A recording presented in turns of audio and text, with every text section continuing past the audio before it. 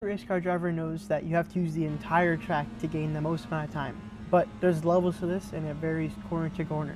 The first one we're going to be looking at here is the simplest. It's really what kind of cornering you do when there's just a straight coming up ahead.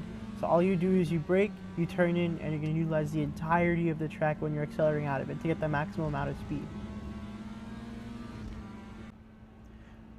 The second kind of corner we're looking at is compound corners. So this is really where there's two corners and one setting up the other. So as you can see here, I'm not washing out to the end of the corner here. I'm gonna kind of not use the curb, not use the full part of the track, but that's for a good reason. It's because I want to be able to get over all the way to the right side of the track here so I can set up the entrance for this corner. If I use the entirety of the track last corner, I wouldn't have had time to set up the corner on the next one, and then I'd lose a ton of speed.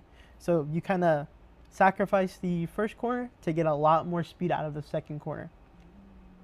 As you can see, I had a perfect entry here. I didn't really have to worry about cutting it super short or anything like that.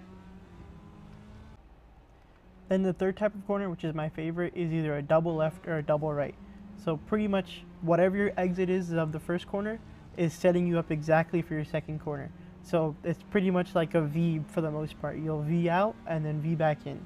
And that's pretty much the three corners you want to look at.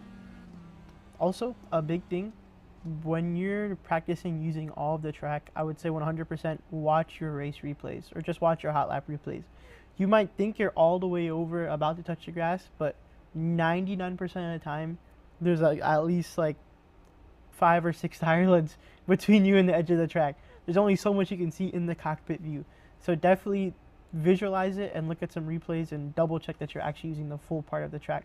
And that'll definitely up your consistency and definitely get you a couple more tenths of a second on your lap times.